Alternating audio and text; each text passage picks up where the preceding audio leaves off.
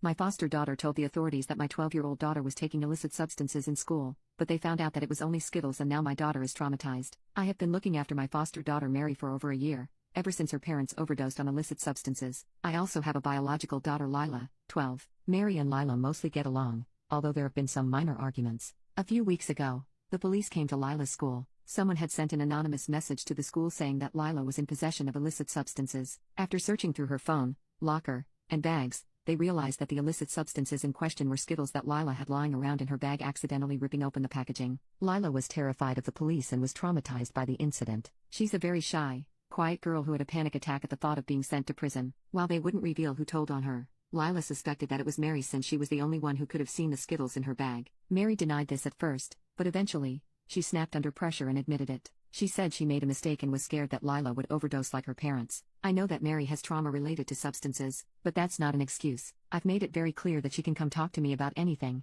even if it involves Lila, and yet she went to the school instead of telling me first. Mary said that she only went to the school in case I was biased towards Lila. She knew full well the legal ramifications of her actions. Both of them could have potentially been removed from my care. I can't help but think her intentions are malicious. Skittles look absolutely nothing like illicit substances. She didn't even talk to me or Lila about it. She just went straight to the authorities. So I decided to ground her, stop her allowance, increase her chores, and take away her electronics for the entire summer. She's still upset with me for this, saying I went too far and I was punishing her for having trauma and trying to do the right thing. But I feel like I have a duty to teach her that it's not okay to potentially get our entire family into legal trouble over a misunderstanding. Edit. The reason I thought she had malicious intentions was because the week before, Mary coincidentally started a large argument with Lila for hanging out with Mary's crush. Lila eats candy all the time, especially Skittles, and Mary knows that Skittles are her favorite. Update. I realized my mistake. I wasn't taking into account the immense amount of trauma that Mary had gone through at such a young age and the effect it had on her actions. I had a tough, but necessary conversation with both Lila and Mary. We had a heart-to-heart so that both girls could hear from each other's perspectives. What had happened was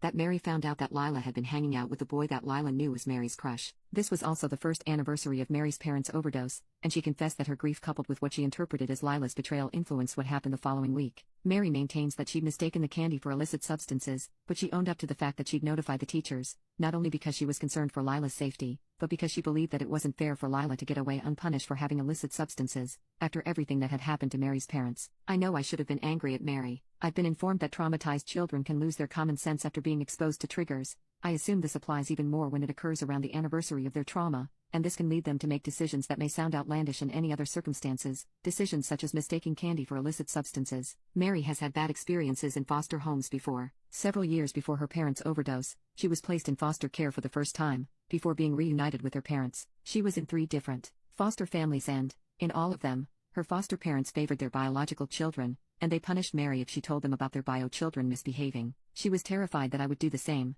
which is why she didn't come to me first. Mary acted out of pain, and I acted out of frustration without even hearing her side of the story. I lifted Mary's punishment. At that point, we still had nearly 3 weeks of summer break left. Lila has forgiven Mary, and we decided to put this incident behind us. Being a foster parent can be challenging, but I will be doing everything I can to learn from this situation and be a better mother moving forward.